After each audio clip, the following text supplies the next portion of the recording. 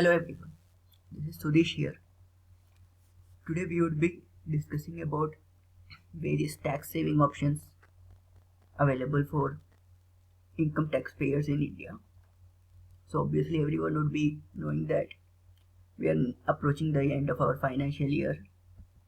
So everyone would be every salaried employed, businessman, traders, everyone would be busy calculating, computing their taxes that they have to pay, the benefits they will get, investing in tax saving products.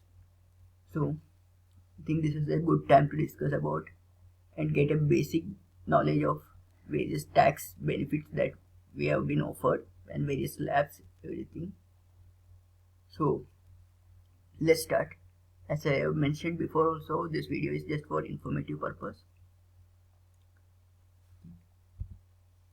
So when it comes to income tax, everyone, most of us, mainly the salaried employees, have these questions like those who are not from finance sector, like how much tax do I need to pay, can I reduce my taxes, and if I can reduce, how much I can reduce, how should I reduce, and can the tax saving investments give me a good returns. And most of us, you have heard about various sessions like ATC, ATCC, but not be knowing what exactly they are. Okay, so let's jump into it. So as of year 2016-17, so the current assessment year is 2017-18. So that assessment would happen for the income that you have received for the financial year 2016 to 2017. So from April 1st 2016 to March 31st 2017, whatever income that you have earned, on the basis of that this income tax slabs are decided. So there is no separate tax slabs for men and women. So tax slabs are divided on the basis of age. So below 60 there is a one tax slab, 60 to 80, which is senior citizen, would be having a separate tax slab, and more than 80 years as super senior citizens, those would be having a different tax slab. So for people below 60 years, up to 2.5 lakhs is not taxable. From 2.5 to 5 lakh they have to pay 10% tax on their income. 5 to 10 lakhs they have to pay 20% tax on their income, and above 10 lakhs they have to pay 30%. Similarly, we do have tax slab for 60 to 80 years and more than 80 years. So only the initial slab is different. Up to 3 lakhs there is zero tax for them, and up to 5 lakhs for more than 80 years. Okay, and apart from that we have an education cess of 3% and a surcharge of 15% for the people having income more than 1 crore. And for people who have income up to maximum of 5 lakhs, they get a tax rebate or a tax credit of rupees 5,000 under section 87A. So if you are earning up to 5 lakhs, then for example for 5 lakh the normal tax is around 10% for the 2.5 lakh, which is so out of this around 5,000 would be subtracted, so you will have to pay 5,000 less. So now let's go to various tax deductions or tax benefit options available for us.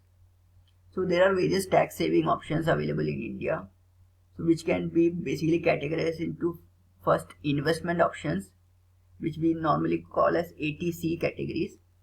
So under this section, ATC section and their subsections, we can get a maximum benefit of up to 1.5 lakh rupees.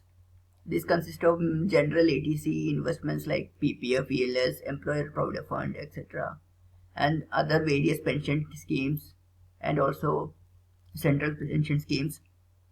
Apart from this, Government of India has come up with a new pension scheme called as National Pension Scheme, which is tax deductible, which provides tax benefits under 80 CCD 1B. So if you are opting for National Pension Scheme, then you get an additional exemption of 50,000 apart from the investment that we are making in the ATC categories. So if you are investing in, if you are completed your 1.5 lakh benefits under the in ATC category, then you can get an additional exemption of 50,000 if you invest it in national pension schemes. And next category is loans. So interest payable on educational loan, that's can be included for tax benefits. There is no limit for that. Then interest paid on home loans. So there is deduction allowed is up to 2 lakh for home loans and up to 30,000 for home improvement. Okay, so if you have taken loan for home improvement, the interest paid up to 30,000 can be claimed for tax benefits. And if you are buying a new home, then interest paid up to 2 lakhs can be claimed for tax benefit. And if you are a first time home buyer, then an additional benefit of 50,000 would be available for you on the interest payable in home loans. Okay, so for first time home buyers, in addition to the 2 lakh which is available under ATE, a additional 50,000 means up to 2.5 lakhs would be available on the interest paid. Then another category is health related. So under this category, all the medical insurance that you have taken for your family, parents, is allowed for tax benefits. So you can claim a tax benefits of up to 60,000 for the medical insurance taken for family and parents. And apart from that, if you are maintaining or you have a dependent who is disabled, then you can get a tax benefits of about around 1.25 lakhs. And apart from that, under ATDDB, there are certain diseases and ailment which provides you tax benefits up to 80,000 rupees. And if the person itself is a physically disabled access C, so for example, I am an income tax payer, so I am the access C. So if I am physically disabled, I would get an additional deduction of around 1.25 lakhs. Apart from this, donation made to various charity organizations, you can claim tax benefits for those also. So under ATG, the donation to certain charitable funds or institutions, you can claim up to 40,000. Then donation given to scientific research or rural development, you can claim up to 1 lakh rupees. Then donation given to political party, you can claim up to 60,000 under ATGGC. So you can go, you can Google and search the institute which is eligible for this tax benefits. So only donate through these approved institutes or through approved channels, so that you can claim for tax benefits.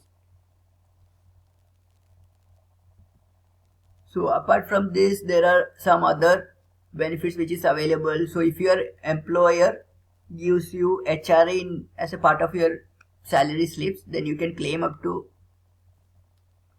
24,000. There are certain limits for this. Or other than that, if you are investing in Rajiv Gandhi Equity Savings Scheme, then you can claim up to 25,000 rupees. So if you are investing 50,000 in Rajiv Gandhi Equity Savings Scheme, then you can claim 50% of it, that's maximum of 25,000. Then interest that you obtain on savings accounts, a deduction of 10,000 can be claimed on those also. Thank you. So the details about the schemes available in various sections, we can discuss it on next session. Thank you very much.